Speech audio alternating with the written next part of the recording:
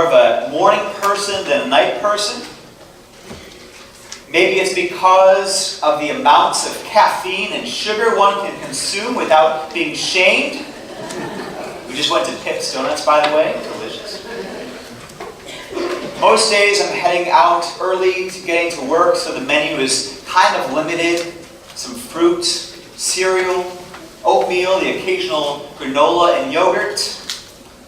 But mornings that I have free, the eggs come out. French toast. Pancakes, omelets.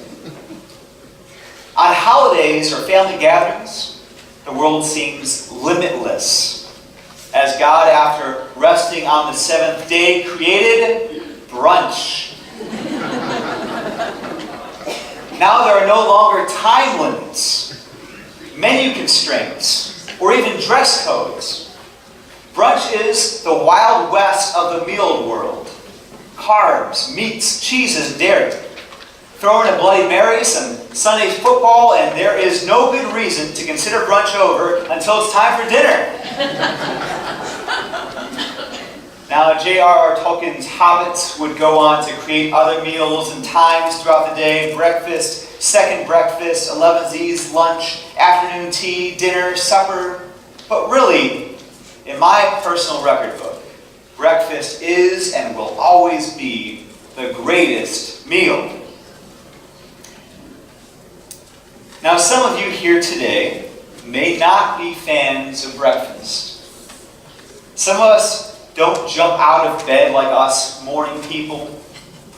Some of us consider it a victory to get bathed and dressed in the morning, let alone create a feast of cinnamon rolls and sizzling bacon.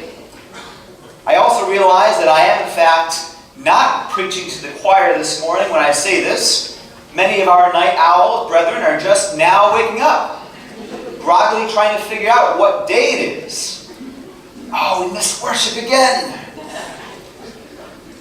But today, this World Communion Sunday, let's all meditate upon this wonderful world of food, our gospel story today about Jesus, and how the common meal may mean more than we previously thought. And for those of you still waking up, you can always catch this video on YouTube later on. So last week we shared the story of Jesus appearing to doubting Thomas as we learned of God's gift of belief with the message of believing is seeing. Today we read of a similar story where Jesus appears to the disciples now for a third time, according to John, our author this morning. So we pick up in chapter 21 of John's Gospel, verse 1. It reads, "After these things, Jesus showed himself again to the disciples by the Sea of Tiberias, and he showed himself in this way. Gathered there together were Simon Peter, Thomas, called the twin, Nathanael of Cana in Galilee, the sons of Zebedee, and two others of his disciples. And Simon Peter said to them, 'I am going fishing.' And they said to him, 'We will go with you.' They went out and got into the boat, but that night they caught nothing." I believe that many of our own fishermen and women here at Valley Community Presbyterian Church have had similar experiences. After a day of fruitless fishing, our only logical conclusion to the day's events is that the river or the lake must obviously be void of all possible fish. Someone has taken all of them or has hidden them, or maybe there was some sort of fish rapture along the way that we missed. Otherwise, we would certainly be catching these fish. But Jesus used this opportunity to demonstrate once again the power of belief in God's abundance in this world that many of us seem to consider limited at times. Verse 4, just after daybreak, Jesus stood on the beach. But the disciples did not know that it was Jesus, and so Jesus said to them, "Children, have you caught no fish?" They answered him, "No." He said to them, "Cast the net to the right side of the boat, and you will find some." So they cast it again, and now they were not able to haul it in because there were so many fish. And then we read about the quote-unquote morning routines of our disciples. Simon Peter realizes that he's naked, throws on some clothes, and is so excited to see Jesus that instead of waiting for the boat to dock, he jumps into the water and begins swimming to him. Most of us would wait until after we wash to put on our clothes, but hey, maybe Simon Peter was not a morning person after all. The disciples bring in their haul, now so many fish that they were worrying about the nets breaking. And in the midst of this craziness going on for these disciples, trying to get back into normal life after the Easter story and after the story of Thomas, catching no fish after an entire night of fishing, and then the miracle of all these fish appearing at the suggestion of Jesus' words, Jesus says, "Come and have breakfast." Now none of the disciples dared to ask him, "Who are you?" because they knew it was the Lord. There's something about sharing a meal together that is special. Eating together is a time to be physically nourished, as our bodies are given the essential nutrients and calories that are needed to operate to our best abilities.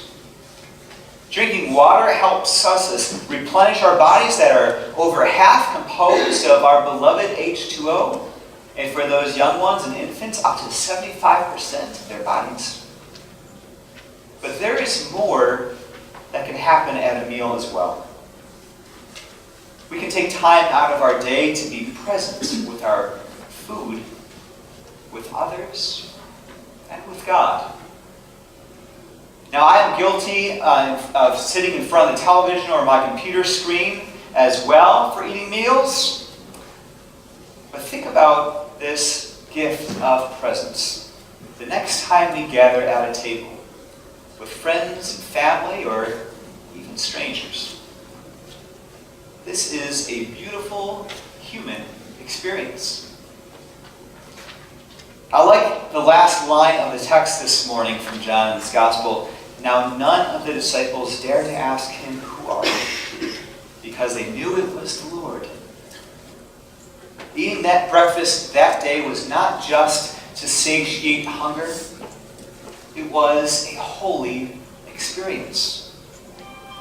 And so, friends, the good news today is that God gives us the gift of meals to be reminded of God's presence and the abundance of God's eternal feast in the kingdom of heaven. And what better meal than breakfast, right? Now, fish and bread may not sound like a delicious breakfast to us in the U.S. this morning, but people still eat such foods for breakfast in many parts of the world, including Israel. In the same way, perhaps we should think again about how we celebrate the Lord's Supper each month. Here we are, usually on Sunday mornings, eating bread and drinking juice. On the surface, the whole practice may seem a bit odd or uncomfortable, especially to those not raised in the church. But there is something wonderful that happens when we share in such a meal, especially on World Communion Sunday. Today we join millions around the world that gather together to eat at the same holy breakfast. Imagine this, all sorts of people. Early risers and night owls.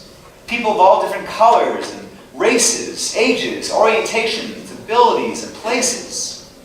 All of us in one simple meal of bread and cup, sharing in a divine feast as one body. In some ways, each communion is a miracle in itself as Christ is present with us, feeding us for our spiritual journey. We may not all understand communion in the same way.